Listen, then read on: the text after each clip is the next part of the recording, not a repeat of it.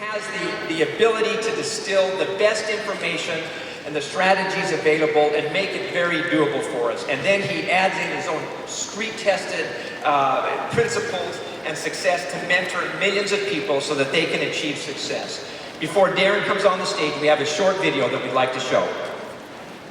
There's an accident on the freeway that has your body just 12 days. Just call now and it should be alright. That's right. Shipments and explosions just noticed our car. Well, guess what? Also leads to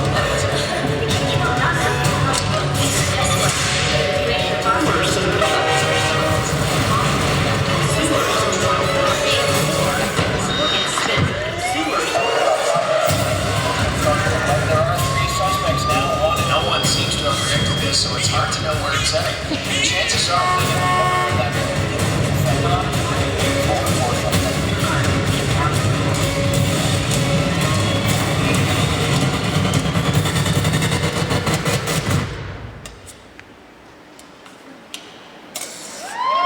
It's time to take back control of your mind so that you can take back your life. What controls your attention controls your life. For an ambitious entrepreneur, this is your time of greatest opportunity. The national economy, what's going on in world affairs, does not have to become your personal reality. Let others lead small lives, but not you. Have it be said of you that you did the best you could with what you had. Now is the time to do something different. No matter what your past has been, you have a spotless future. I'm telling you, the beliefs that you have about your potential, the beliefs of what you can and can't do, what you're good at and not good at, are made up. My challenge to you is this: make now your turning point. This moment, what you have accomplished so far is only a fraction of what's truly possible for you. You are far more powerful, capable, and gifted than you allow yourself to be. Ladies and gentlemen, please welcome to the stage, publisher of Success Magazine, Darren Hardy.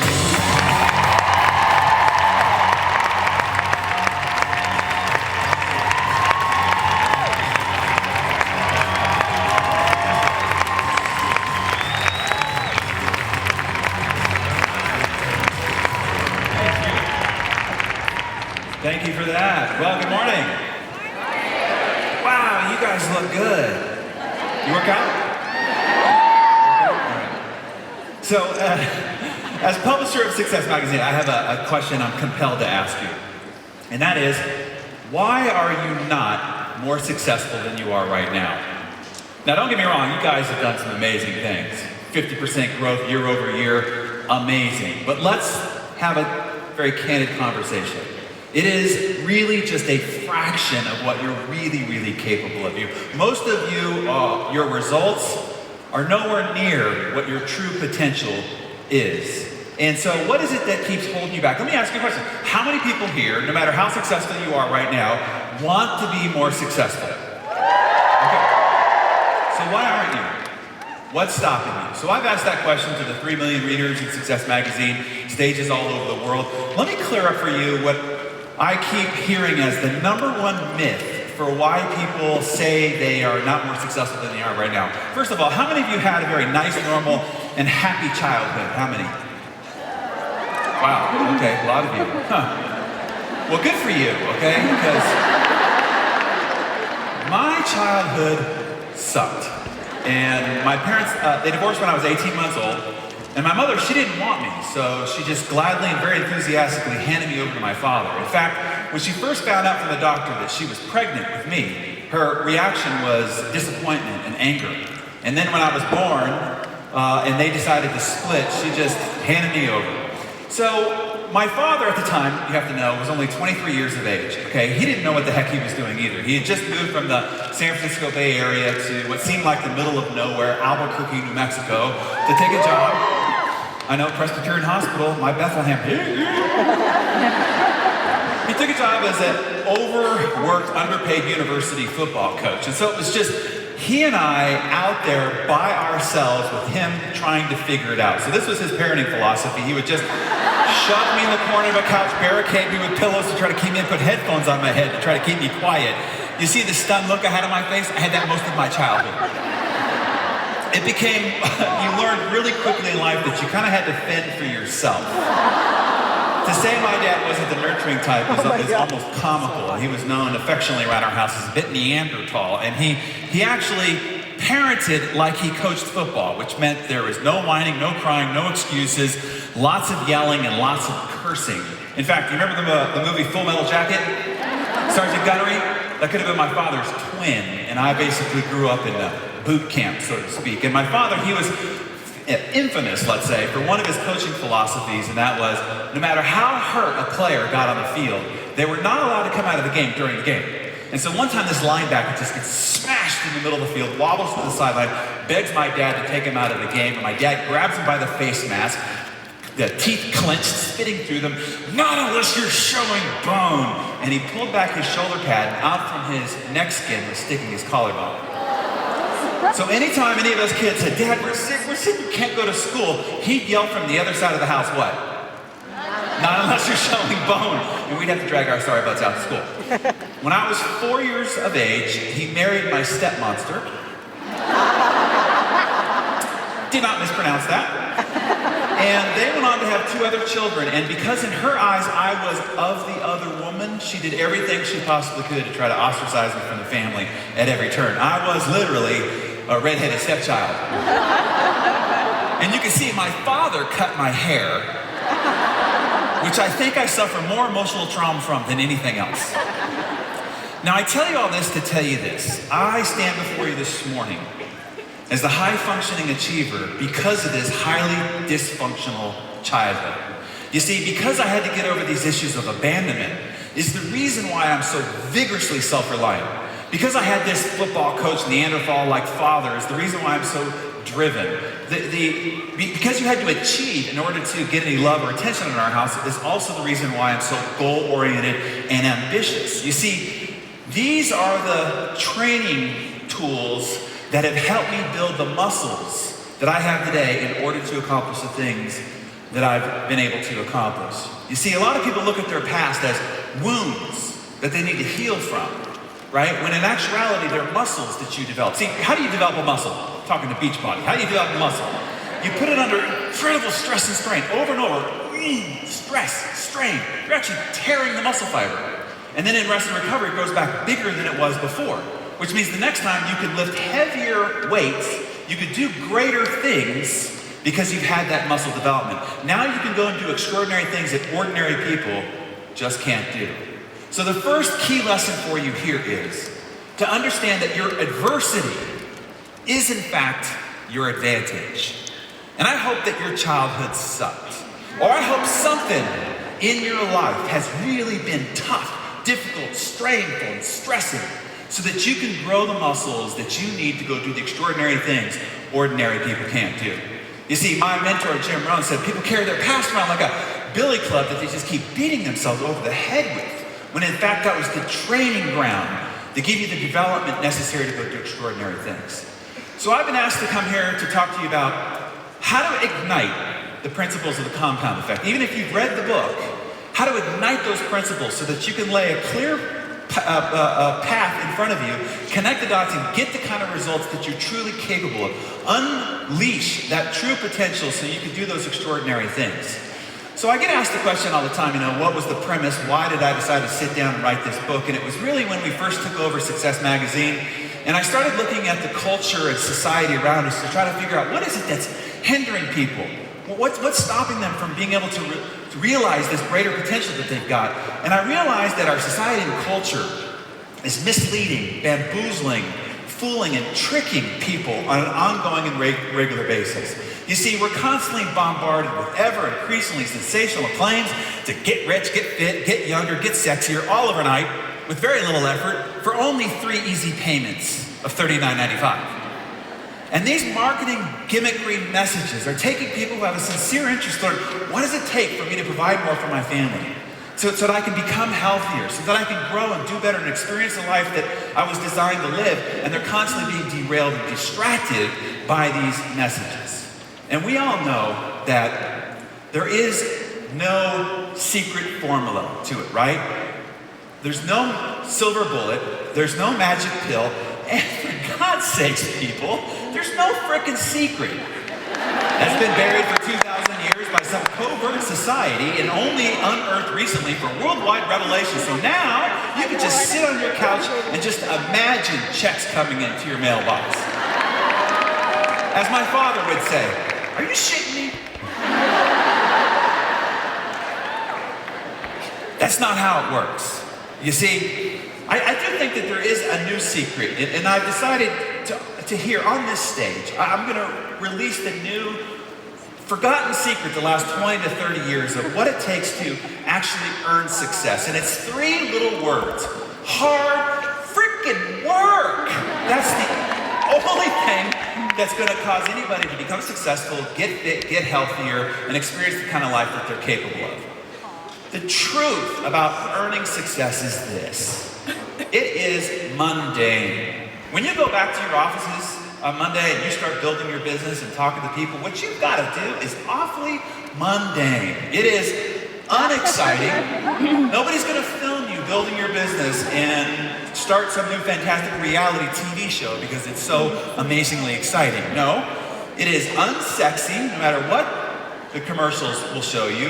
It is frustrating, and sometimes it's heart-stomping, gut-kickingly defeating. But hey, that doesn't make for interesting books or exciting infomercials or riveting movies.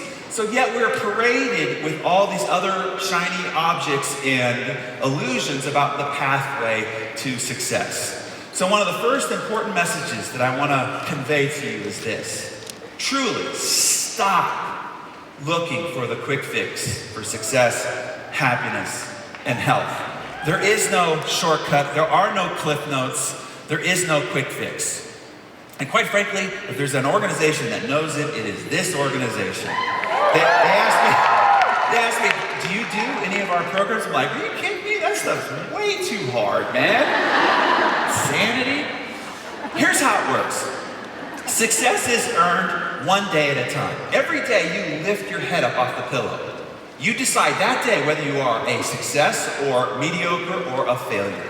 Every step you take from that bed through your day, you are defining whether you are a success, a mediocre, or whether you are a failure. Every decision is like a chisel mark on the slab of marble of your day. And you will either end up with the David or you'll end up with a pile of rubble at the end of the day. Every phone call that you make, the one that you don't want to make, that you should make, that makes your palms sweat a little bit, every one of those is defining whether you are or are not a success. Every meeting, the choice to come, not come, to be here, to not be here, to this event, is defining whether you are releasing the inner potential you've got inside you. Every single meeting, even though you've done it 100 times, do you go, do you not go, is a defining moment. And then, ultimately, you can never own success. I saw all these award winners here on the stage. I see a lot of you who are fantastically successful in this organization. But you can never own success. You can only rent it. And the rent is due every single day. So how many of you have ever been to a seminar, read a book or a CD program, and on the back of it said, okay, transformational results in 90 days or less, and at the end of 90 days, you did not experience transformational results. Anybody have that experience? Okay, yeah, me too. Why? What is it that didn't work? Well, here's another American myth that I want to clear up. Knowledge is not power.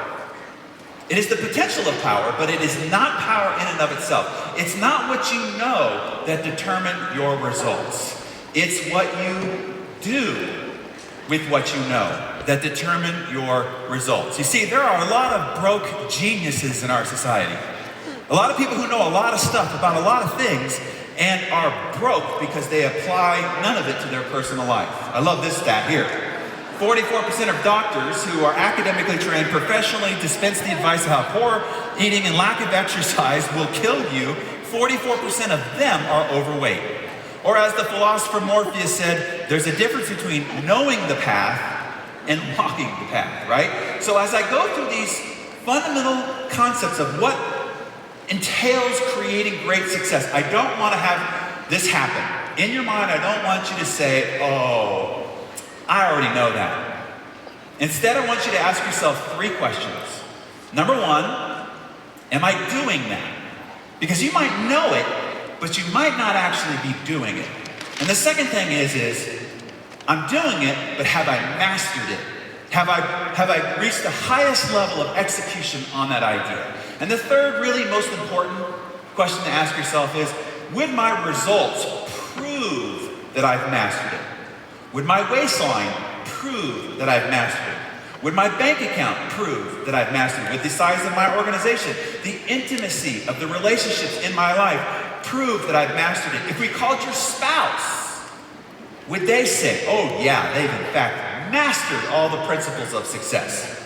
And if you're sitting there going, well, just don't call my spouse, then there's still something here yet to learn, to master, and to apply. As Samuel Johnson said, people need to be reminded more often than they need to be instructed. So if we can just take some things that you've heard or you know in the back of your mind and bring them to the front of your mind, clear of the clutter of all the rest of that confusing and bamboozling stuff and give you a clear pathway towards success. Now we can ignite those principles in your life and you can take them to any height, maybe even one day to the cover of Success Magazine. So I want to give you what I call the operating system underneath which all success is built on top of. It's kind of like this. You could have the world's greatest software, designed by the greatest engineers, tens of millions of dollars invested into it, and if you install that software on a computer that has a faulty operating system, what happens? It's buggy, it crashes, it doesn't work. Now the user can often make the mistake of saying, oh, it was that crappy software, that's what didn't work. No. This is the same thing that happens when you read a book, you go to a seminar, or you listen to a CD program, and it gets installed on your hard drive. The user makes the mistake of saying, oh, that book didn't work, that seminar didn't work. No. It was just installed on a crappy operating system. So if we can get your operating system at world-class standards, so that no matter what's installed on it, it will operate at its full potential. Now we can install the leadership software, the sales software, the presentation communication software, the marriage software, the parenting software, the physical fitness, the coaching software, and now it will actually perform to its capability. So that's what we're after here. I want to show you a system that will enable you to achieve goals that when you walked in here this morning, you were too afraid to set. Now, why would you be afraid to set the kind of goals that are actually in alignment with your true potential? Here's my belief. Because you don't see how it's possible. You don't see how you could do it. It just seems fantastical and silly. But I believe that if I can show you an exact pathway, an exact system, an exact formula, all you got to do is connect the dots. All of a sudden, you're empowered and inspired to set the kind of goals that are actually in alignment with your true capability, which is far greater than your current level of performance. So that's what we're after here. This is a working session. I'm not the only one up here working. I encourage you to take notes. You're not going to be able to get this all down. I'm going to go through 200 slides. I want to give you as much as I can in a short period of time. So what I will do later is I'll show you how you can download this whole slide deck. So you have everything here. So let me show you how committed I am to investing in your results. Okay, guys, I love Beachbody. I love the leaders that are a part of this organization. I love what you guys are about. I really do. I'm not just saying that. Okay, so I'll give you a recording of this entire presentation so that you can share with your team. Okay? So for now, I just want you to listen really intently and say, what things strike you? What are those aha moments like, that's it. Okay, that was the last number I needed in the tumbler to unlock my potential. Okay, so just really be here with me, figure out what the 1 or 2 things, and you'll have all this backup for you later. So here's the operating system, okay? Between you and whatever goal you've got is this operating system. And line item by line item, we're gonna rewire the code system to your operating system, get it operating at world-class standards. No matter what your goal is, fund your kids' college fund, retire your parents, buy a new car, home, travel, get to the top of this organization is on the other side of this operating system. So let's start at the very baseline. What is the root control factor for all your results in life? If I were to boil down the principles of success down to one thing, the core, where it all begins, where it all emanates from, what is that? In other words, we all come into this world exactly the same. Naked, scared, and ignorant. Some of us a little uglier. I mean, you saw my baby photo, right? Didn't start out good. And then what you do thereafter defines the outcomes of your life. So ask yourself, what's the one thing that determines whether at the end you end up living here or you end up living here? There's only one thing. There's only one thing that will determine the difference between whether you end up driving this or whether you end up driving this. After you come in naked, scared, and ignorant, you are either going to end up in a long life where at the end you end up broke, despondent, and lonely, or you end up in a marriage of 50 years of incredible bliss and deep intimacy. Or D, you're either going to be able to send your children to the greatest universities in the world, or no matter what it is they qualify for, they can't go because you can't afford to send them. Only one thing will determine whether you can donate to your charity to your greatest heart's content, travel the world in fantastic luxury. As Curly from City Slicker said, right? It all comes down to the one thing. What's the one thing? Holy crap, I'm glad I came today. Your entire life is going to come down to one thing, and you don't know what the one thing is. Here's what it is. It all comes down to choices. Right now, as you sit there in this chair, right now, you are nothing but the accumulated compound effect of the choices you've made up to this point. Your whole life is nothing but that. Your waistline is nothing but the accumulated compound effect of the choices you've made up to this point.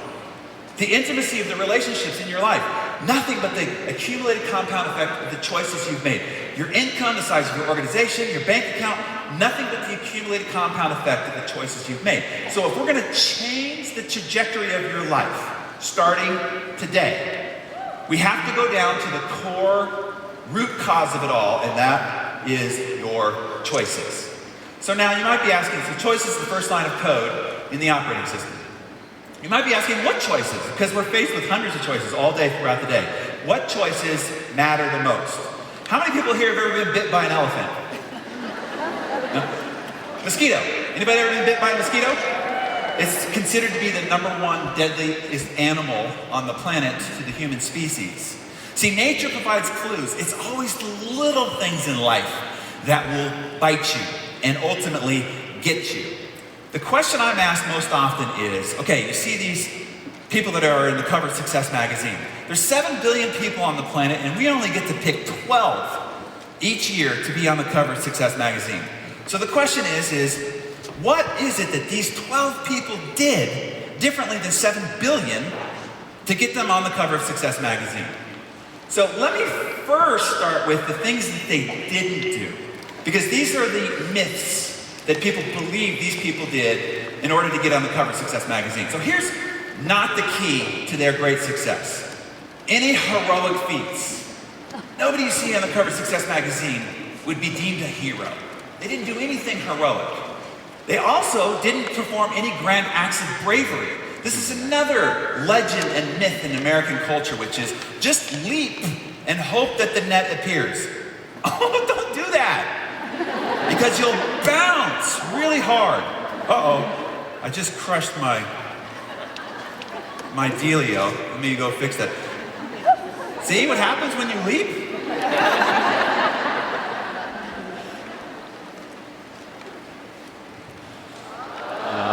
Oh, crashed it. Oh, now it's pissed. I'm sorry.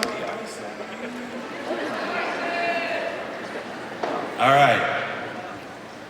We good?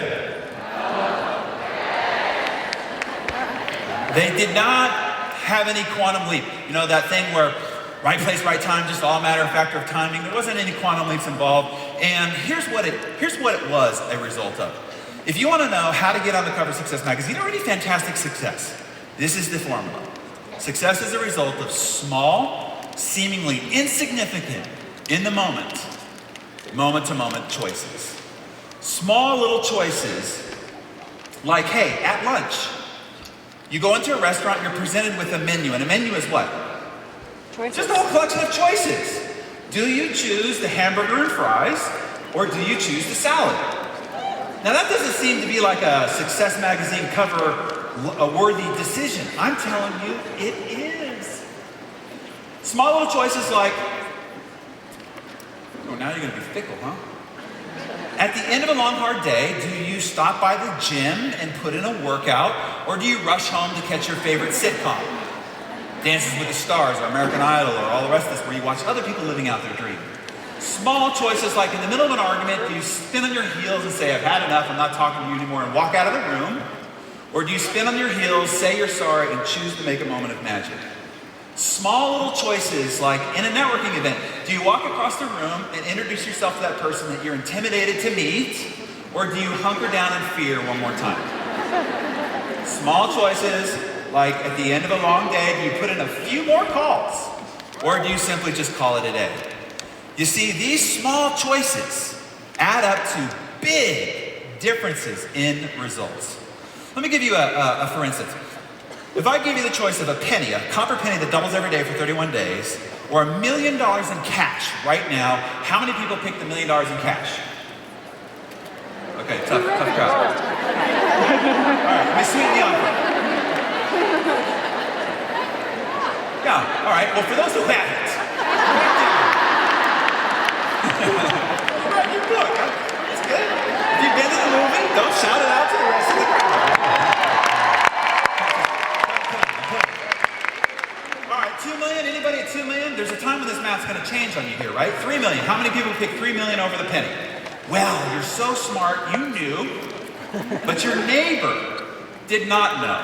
So let's take the difference between you and your neighbor, right? Because this is the way, and what I want you to discover is not the actual math, but the experience that goes along with the process of making one choice over another. You see, let's say you pick the penny, and you're 5 days into it, and your lousy penny's only 16 cents. Meanwhile, your neighbor is partying like a rock star next to you because they picked $3 million. And you're going, this doesn't seem like a wise choice. 10 days later, your penny's turned into $5.12, not enough for a Happy Meal, not that you'd ever order one of those. But your neighbor is out on the water on a yacht with Robin Leach, drinking champagne and having caviar wishes, right? Day 20, your penny's $5,242. All along the way, they got $3 million having a grand old time. Well, you know, and wise enough to know, that your penny at the end of 31 days turns to $10,737,000. Now here's the key point. This is the reason why Einstein called compound interest the eighth wonder of the world.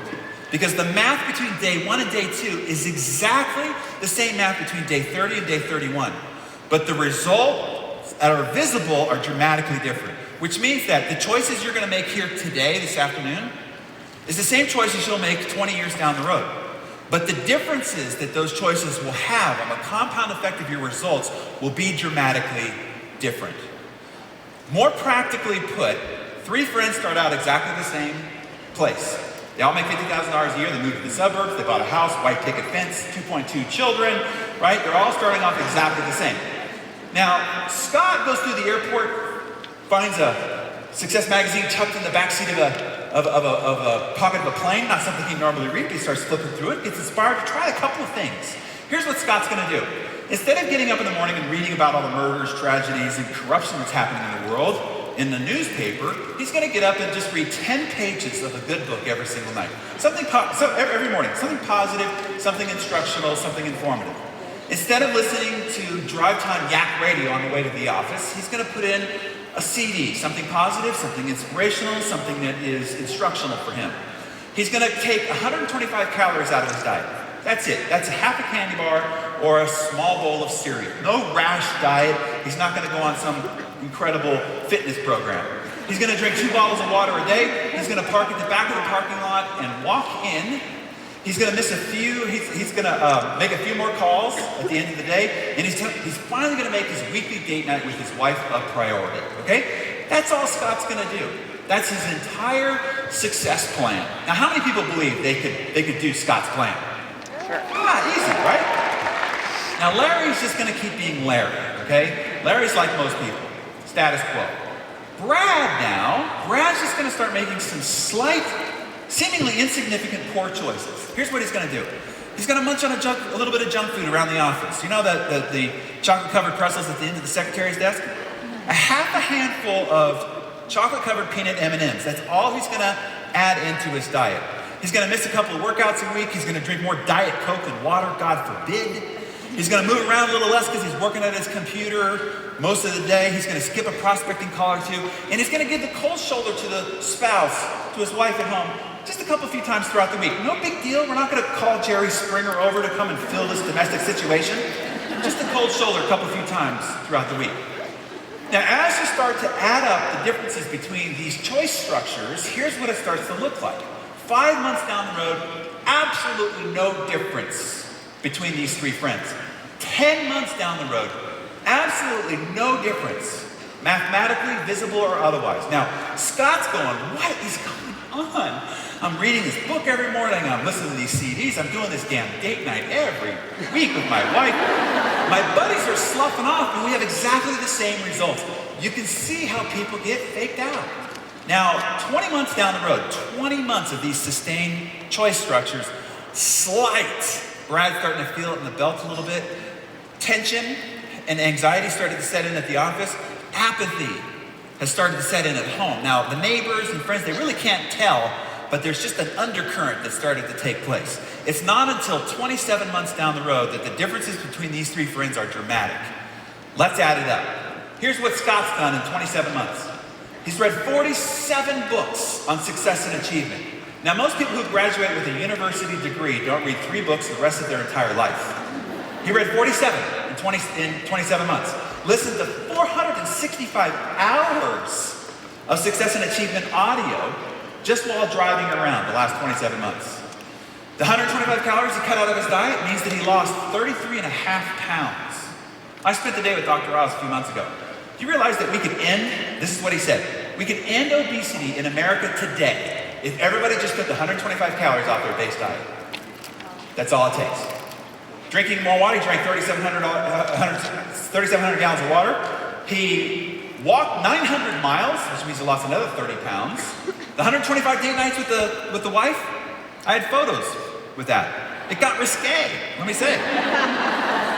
He made 1,860 extra calls that he wouldn't have made if he closed 3% of those, which means he didn't learn anything from those books or audios.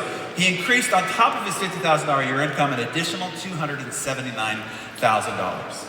How small, seemingly insignificant, and easy choices add up over time. Now, Larry is like most people in America, just doing what he's always been doing, treading water, falling a little bit further behind, becoming disenchanted, bored, apathetic, and passionless, and blaming Obama, right? Brad's results look like this. The 125 calories he added to his diet means that he added 33.5 pounds. Missed a couple of workouts, more Diet Coke, now he's under cardiac arrest danger. Missed a few meetings, made a few less calls, now he's on the verge of being fired or under financial emergency.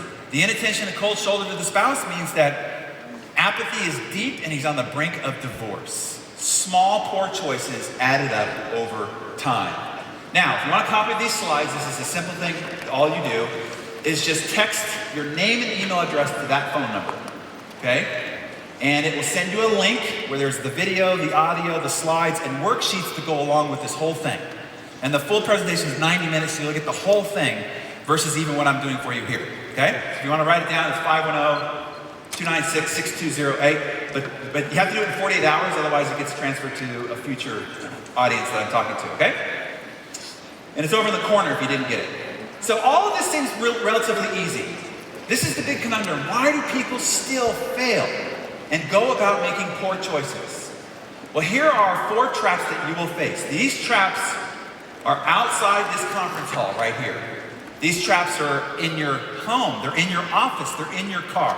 So I want to point these traps out so that you don't accidentally step in them and then get yourself derailed and go back to making poor choices. So these are the 4 traps that we're all faced with. The first thing is this. In the moment that you're making the decision, the consequences or the results or the outcome are absolutely invisible. And this is why people get faked out. Now, I could change your choice structure like this if I had the ability to take the space-time continuum and collapse it. Which means you're making this choice right now, that choice stretched out over 10, 15, 20 years. If I could collapse it, you would make a different choice, I promise. For instance, let's say At lunch, you did pick the hamburger and fries. And I took the space-time continuum of that choice, and I showed it to you now, and your gut explodes, your heart explodes in your chest, and you drop to the ground in a heart attack. Would you lose the taste of hamburger pretty quickly? Well, what if you woke up the next morning like this? How do you get like that? Well, it's one hamburger bite at a time, over time. Or let's just say that, you're out with your girlfriends and you don't smoke, but you're having a good time, and they're like, hey, just try this. And you're like, we're having a good time, I'll try it. And you breathe it in, you finish the cigarette, you're like, wow, what's funny is I actually feel better after smoking a cigarette than I did before. Maybe it's the first time you breathe deeply in a long time, right? But what if I could take the space-time continuum and collapse it, and the next morning, you woke up like this? Or let's take a look at this young man, all right? So he tries his first cigarette. He's getting all this positive affirmation. His buddies think he's cool. He's a rebel. He's doing it behind the school and all the rest of this. I mean, it looks like a young James Dean, right? But what if I could take the space-time continuum, show him his future self, and have him talk to him right now? What would he tell his future self? Put it down. But you see, all along the way, it didn't look like it was having that big of an effect on his life. It's not till the very end that we see the dramatic impact of those small little choices. For instance, now I'm from San Diego, and we just had a very tragic situation happen. This man right here, Jesus, his name escapes me. Tony Gwynn was drafted in 1981, third pick in Major League Baseball. And he played for the San Diego Padres for 20 years straight. One team, he's only one of two players that ever did that, and had an illustrious career. During his playing years, he started doing chew tobacco that he put in the right side of his cheek. And he ended up, for 20 years, it had no consequence to him whatsoever. Didn't notice the impact of it at all. That's what I'm telling you. During the span, you notice nothing. He even finished with legendary status, inducted into the Hall of Fame with Cal Ripken, unanimous decision, one of the greatest hitters to ever play the game of baseball. And then in 2010, and then he went on to coach baseball for his alma mater for 12 more years. All along the time doing this chew tobacco, having no impact on him whatsoever. And then in 2010, he was diagnosed with lymphomic or salivary gland cancer. And they had to remove the tumor. He lost the ability to even move the right side of his face, blink his eye, and the rest of it. This was one of the last known photos of him. And just this week, at age 54, he died. Now, all along the way, you didn't see the impact of that choice. It wasn't until the last 4 years where it went like that you saw the results. Let's say you promised to make a few prospecting calls every single day, and you're like, today I got a headache, I got to pick up the kids, I got to get dinner started. I'll make up for it tomorrow. And we call on the Donald, you're fired from Beachbody, and your house goes up on the chopping blocks. Or let's say you're in the middle of an argument, you're like, I know we promised we'd never go to bed angry, but I just can't deal with this tonight. We'll talk about it in the morning, and you go sleep in the guest bedroom, and the next morning you wake up to divorce papers, and you've got to look your little girl in the eye and explain why you couldn't make a different choice. You see, all the choices we make have, to put into another terms, a butterfly effect in your life. You guys know what the butterfly effect is, right? Butterfly flaps its wings in one area, and then a tsunami happens on the other side of the planet. Same thing happens in your life. A little butterfly choice of a flap of a wing happens over here, and 10, 15, 20 years down the road, there's a tsunami in your life. Positive or negative? So the first thing I need to tell you about this trap is, while you are going along, you have to be patient. When you start making positive choices, you will not see the evidence of a positive result at all for a very, very long time. Just have patience. Here's trap number 2. When you change your trajectory, it's subtle and deceptive. You won't even notice that you're going in a different direction. For instance, let's say that we took a plane and we're taken from LAX to LaGuardia. And when it's on the tarmac, its nose is pointed directly at LaGuardia, okay? And it's only off by 1 degree. That's from here to here. You see that? From here to here. See that? Yeah, in other words, not much. By the time it gets all the way across the country, it'll end up 2 states away, 150 miles off of its intended course. This is what happens in people's lives. They get 10, 15 years down the road and then they go, what happened? How did I get so fat? How did I end up divorced? This is the person I called the love of my life. How did I end up bankrupt? I don't remember making any colossal mistakes. So you see, you might not have. You might have only been 1 degree off, 1 degree. And that 1 degree traveled over 10, 15, 20 years, and you're 150 miles off of your intended course. So just like a plane, at the nose it has a gyroscope in order to keep itself on track. So if weathered, rerouted, traffic patterns, it's constantly locking back onto its intended target. So you literally could fly at 3,000 miles across the country and it can hit the exact runway it was intended to hit, no matter what happens in between. You see, you need a gyroscope for your life too, so that no matter what happens along the journey, you can hit your intended target. But I warn you, life on the ground looks a little bit more like this. A double black diamond ski run. And you're at the top, and your intended target is that chair in front of the cozy fire with a warm cup of hot cocoa. And if you just go straight at it, what's gonna happen? Yeah, it's gonna get ugly, right? So what happens is you start along your journey, and then you get hit by a mogul, and it pushes you off to the right. Now most people just ski right off the damn mountain. What you're gonna do is adjust, make a turn, and you're gonna be going along, you're gonna get hit by another mogul, and you're gonna adjust, and you're gonna get hit by another mogul. If you notice the trajectory, look at the trajectory. Notice that you are off track more than you're on track. But you could still end up in the exact chair in front of the fire, cup of hot cocoa in your left hand. How? By getting back on track. The only difference is how long it takes for you to get there, is by how much time you spend off track. Because the time off track and the time to get back on track are times that are lost. And so that's how it ends up working out on the ground. Here's number 3. And this is a big one. Immediate gratification. As a culture and a society, we've become addicted to immediate gratification. We want what we want, when we want it, and we want it now. We've become very impatient, and we're constantly trying to pleasure ourselves at every moment. So here's what it looks like. Let's say that you're presented with a choice. At the end of a nice meal, you can have warm, grandma-made chocolate cake or a glass of water. That's your choice. Now, what do you get if you choose the warm chocolate cake? What do you get? Joy. Joy is what you get. An oral sensation like none other. That's what you get. Now, what do you get if you choose the glass of water? Nothing. Buckets. That right there is the greatest challenge that you will ever face your whole life long. And that is, when you make a poor choice, you're rewarded. When you make a good choice, you get nothing. And that will be the challenge that you will be faced with all day, every single day. And we come by this desire to pleasure ourselves very early in life. You see, all day we're walking through a minefield of solicitations on our desire to immediately gratify ourselves. And it requires you having this steadfast will of control, this self-control in order to sustain your intended positive core choice structure. Here's the great paradox that you're faced with.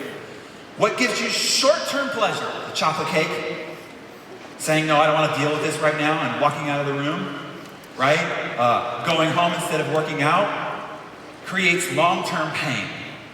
On the other side of the equation, short-term pain, making the phone call, going to the meeting, creates long-term pleasure. My mentor, Jim Rohn, put it this way.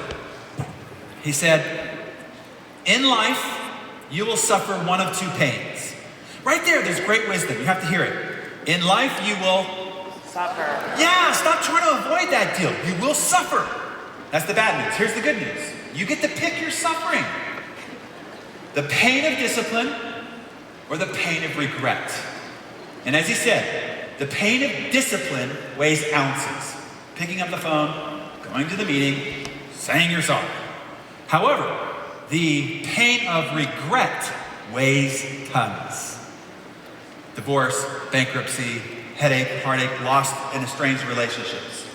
So as you are going through this minefield of solicitations on your weakest part of your nature, you have to keep these things in mind.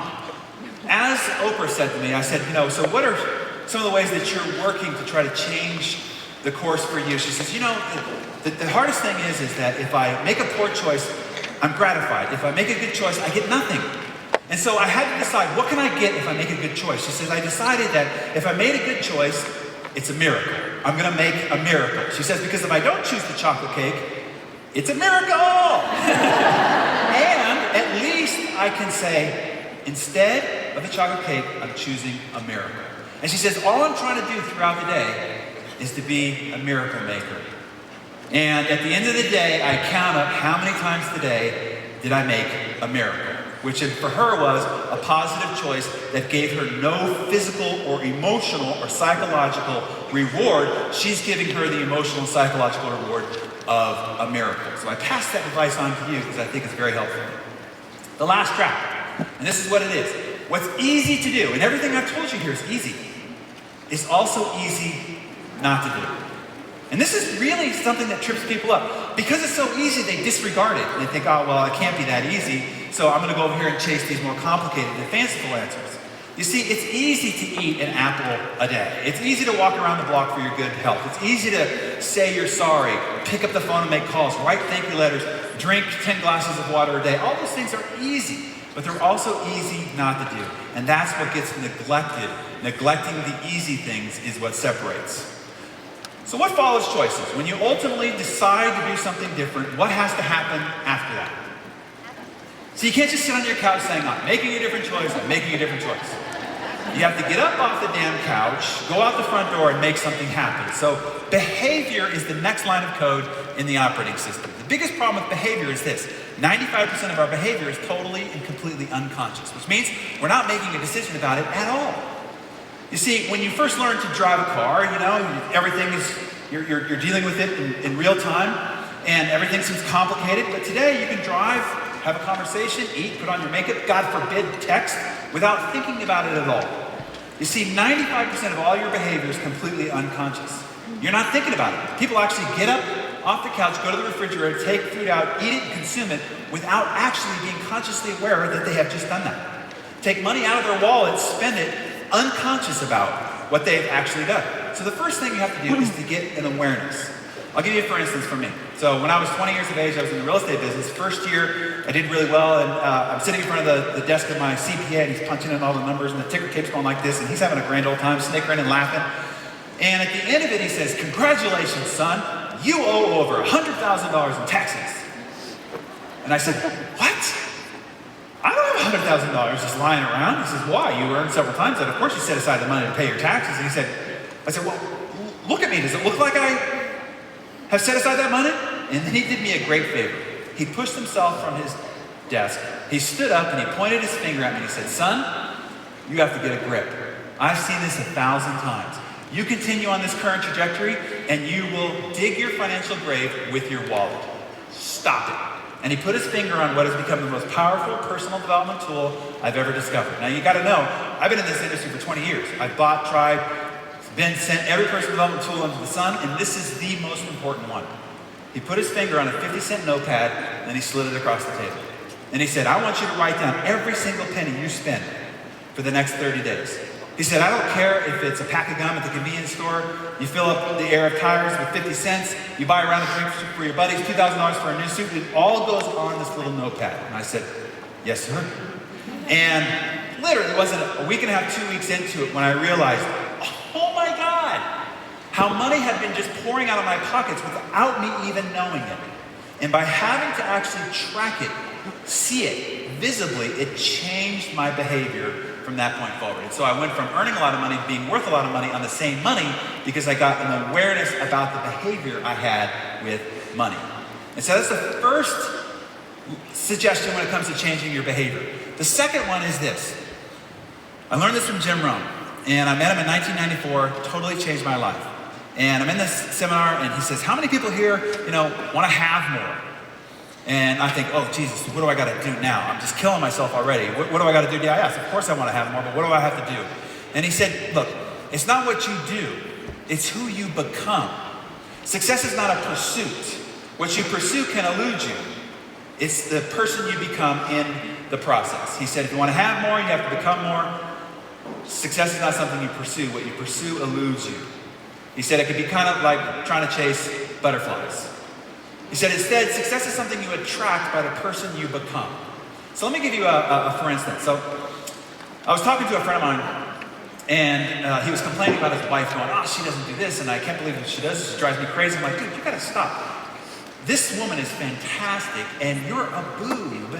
You're lucky she even married you. And that was the truth.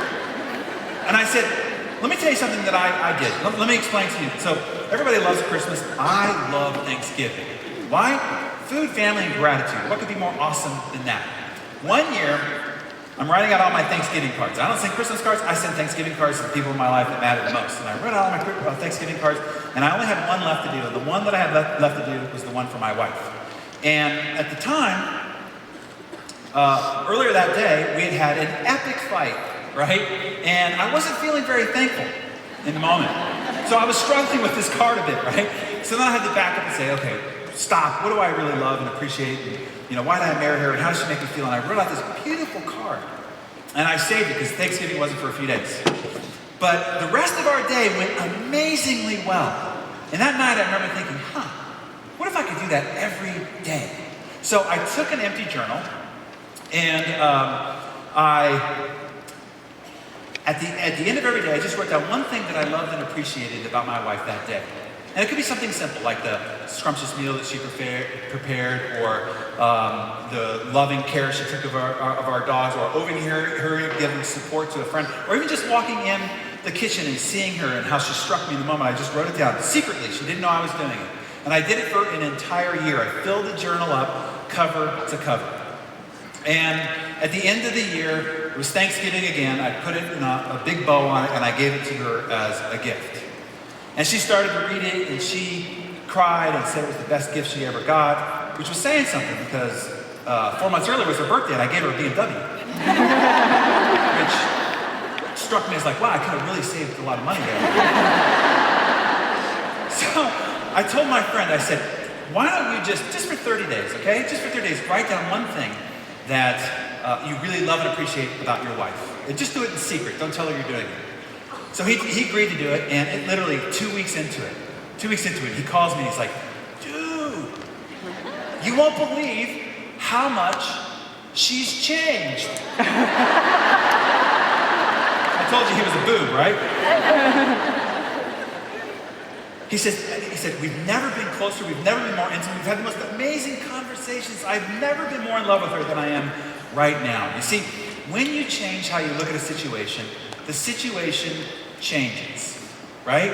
And so this is what I encourage you to do. Whatever it is that you're struggling with that is difficult for you, I want you to think, how can you see what's positive about that? And just track it for a little while and see what happens to show up. This is my beautiful bride there.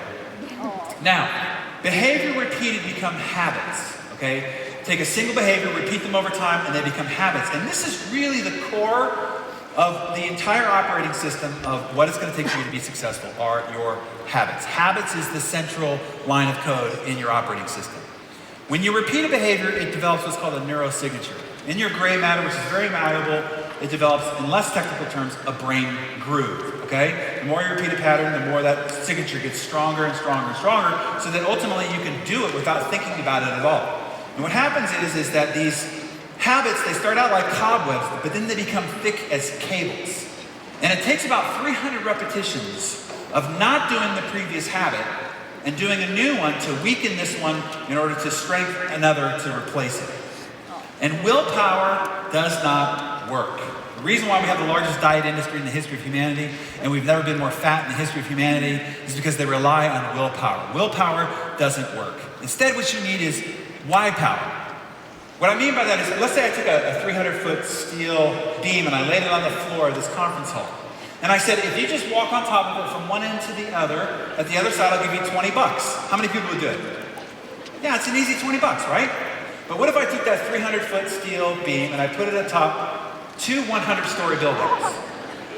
And I said, if you walk across the beam, I'll give you 20 bucks. How many people would do it? But what if on the other building is your child, and the building is on fire, and if you don't go across that beam, they will perish and die right before your eyes. How many people go across that beam now? I did have one person in the audience say, I have 2 children. Which child? The first time I asked you, you said, no way, no how. The risk, the danger is too great.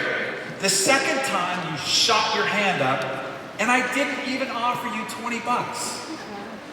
The lesson here is, when you can figure out your reason why to do something, and it's urgent, it's compelling, it's powerful, it's desirous deepest into your core, you will overcome almost anyhow. It is not a matter of how for any of you in this audience for your great success. It is a matter of why. And if you get your why so urgent, so important, nothing, and I mean nothing, no circumstances, no naysayers, no rejections, no failures, nothing will stop you from getting to the other side. So that's the reason why inside the Living Your Best Grammar, we help you get clear about what your reasons why are. Because it's what you're going to need as you start trying to change your habit structures. Because trust me, changing your habits is hard, difficult work. It's as difficult as trying to get off of substance abuse, because your previous patterns are constantly pulling you back into the stream of its normal pathway. So inside the compound effect are strategies for you to uproot your bad habits. By the way, I heard that if you get Success Club 5 this month, you're actually getting a copy of the compound effect. And inside there are 7 ways to install the success habits that you need to take you in the direction you want to go. So what's the last line of code? What's the last thing that determines whether you can get to the other side of all the ambitions, goals, and desires that you have in life? Ultimately, it just comes down to time. Time is what allows the compound effect to take effect, to show you visibly the extraordinary outcome of those sustained positive choices. But I'm going to give you one last warning, and it's this. This is where most people fall and fail. And if you master this skill, you can beat anybody at anything. This is a belief that my father instilled with me. He says, no matter how experienced, how skilled anybody is, you could beat anybody at anything if you just outlast them. Because most people will drift, right? It's the whole tortoise and the hare story. The hare is faster, more skilled, more experienced, but the tortoise beats it every time. Not because of how fast they started, right? It's never about how fast you start. At the beginning of the race, it's clustered and all these people are all fired up and everybody's gonna set new records. It's how long you last. And there's just a few people that ever get to the other side of the race. And this is what I want to encourage all of you to do, is to worry about how long you last more than how fast you start. Consistency wins every single time. Now I want to give you, I have just a few minutes, I want to give you one last principle, because somebody asked me, is there anything you can do to sort of accelerate this process? And I said, well, really, no, but there's one thing that you could do to really crush it. I mean, to really take leaps ahead of your competition or your contemporaries. And here's what it is. And I learned it when I was in real estate. I went to a seminar, first got started, 20 years of age, no business being in the real estate business, just a brand new newbie. And I took the seminar leader out to lunch and I said, dude, tell me, what do I gotta do to be successful? I'll do anything. He says, anything? I said, I'll do anything. He says, then I'll give you the #1 tip for you being successful. I said, I'm ready. He says, go fail. Like, huh? He's like, yeah, go fail, go fail fast, and go fail big.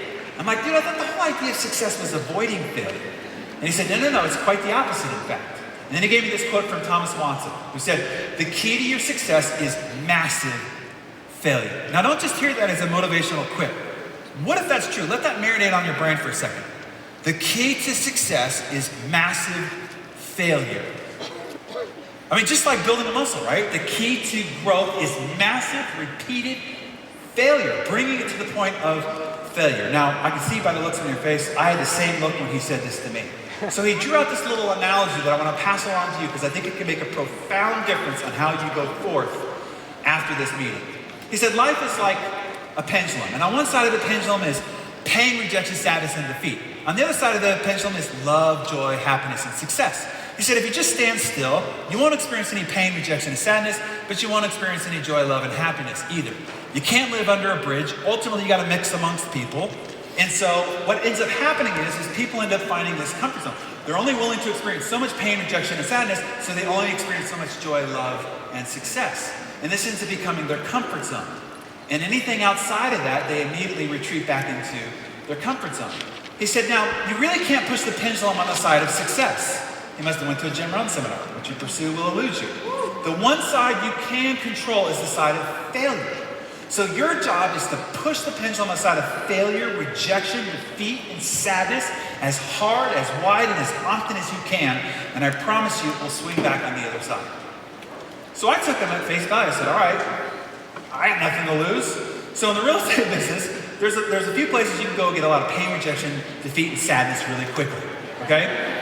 One of them is in the with expired listings. These are people who had their house on the market with another agent that didn't sell, and 20 agents descend on them by about 6 o'clock in the morning. By the 10 or 12th call, they are mad, angry, and upset.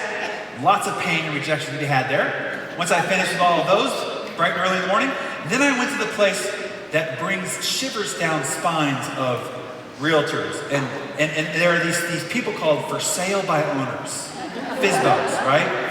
They hate realtors so much, they wouldn't even think of listing their house with one. Knock on a few of those doors, lots of pain, rejection, and sadness to be had there. Then I would park my car at the end of a street, take a little notepad, put 50 check boxes on it, and just go door to door in a white shirt and a tie. Right? People love that, right? Knock, knock, knock. Do you plan on buying and selling a house? The next one, slam! Dogs chasing me down the street, kids throwing rocks at me from across the street. Every time somebody told me no or slammed the door in my face, how did I feel? Check. Great, one more from being done. This sucks, right? Then I would go home and 5 to 9 was money time. And I would just sit in a chair, strap myself in, glass of water, no getting up to go pee, and I would just cold call for 4 hours straight. Just repeated rejection and defeat and sadness. I pushed the pendulum on the side, high and wide. Now, as he promised, I went into an office of 44 veteran agents, 20 years of age. No business being in the real estate business. And in 90 days, I had more listings and more escrows than the entire office combined. As he promised, it swung equally on the other side. You see, some of those expired listings says, hell, you're just as good as anybody. Some of these for sale by owners said, for crying out loud, if you show up here again, I think I'm gonna shoot you. Just list this damn thing. Some of those people that I knocked on the door says, we're just thinking about what this house is worth. Why don't you come in and tell us? Have a cup of tea, dear. Some of those people I called and said, our daughter's looking for a house right now. Call her right now. You see, I just increased my odds of finding the success where the pendulum swung on the other side. And even to this day, if I get to the end of the month and I have not had some sort of embarrassing, awful, or defeat or failure of some kind, I am mad at myself. Why? Because I want more success than I have right now. What's the key to it? More failure. So if I go through the whole month without failing, I know that I have not increased my success. You see, when you adopt this understanding and this mindset where you take the thing that you fear and you turn it into fun, when you decide to not accept but to love failure, here's what I want to tell you. This is my last comment that I really want you to get. The only thing stopping you from realizing your potential, and trust me, you are a fraction of it right now. The only thing is fear. And when you turn fear into fun, when you take the thing that you're trying to avoid into your pursuit and you celebrate it, you remove the stopgap to your potential. And I'm telling you, you become unstoppable, right? So instead of having a contest for how much success you can accumulate, new coaches that you recruit or product revenue, here's what I want you to do instead. Make a 100 no club and a contest and see who can get to 100 no's the fastest. And whoever gets there wins. And then there's a booby prize. The booby prize is who has the most embarrassing, heart-stomping, gut-wrenching story of defeat. Whoever is the best story wins. Put him on the shoulder, carry him around. I'm telling you, when you turn it away from fear and make it fun and you pursue it instead of trying to avoid it, It releases your potential. It accelerates your success, and nothing can stop you. So the last thing I'm going to ask you to do is today, draw a line in the sand. Resolve. This is it. You've made resolutions, you've made goals, you've gone to conferences, you've listened to CDs, read books before, you made some decisions, but today, it's not a decision, it's a resolve. And when you get up from your chair, you're stepping over that line. I will not live as I have lived before sitting in this chair. I will make positive choices, I will stick to them. Nothing will stop me. Look, see the building of your Beachbody business as this giant mountain in life. When you go back to your home and your communities and your neighborhoods, you're gonna start climbing this mountain. And people are gonna come up to you, people who say that they love you and support you, friends and family, so they go, what are you doing climbing that mountain? You know, you have a job, you're lucky to have a job in this economy. Get off that mountain before you get hurt. And you're gonna have to look them in the eye and you say, you see this mountain? I'm going to the top. And you're gonna climb up a little bit further, and then some people are gonna, on Facebook or college chums, you know, I heard about that mountain. That mountain, I think it's a scam. That mountain's a scam. You shouldn't be climbing that mountain. You know, I'm just here to protect you. You really shouldn't do that. And you're gonna have to look them in the eye and you say, see this mountain? I'm going to the top. And you're gonna climb up a little bit further and people will come out of the woodwork like, okay man, if you're so intent on climbing mountains, I got a much better mountain here. It's faster, the compensation is better, and all the rest of that. And you're gonna have to look them in the eye and you say, you see this mountain? You're either gonna see me waving from the top or laying dead on the side. I am not coming back.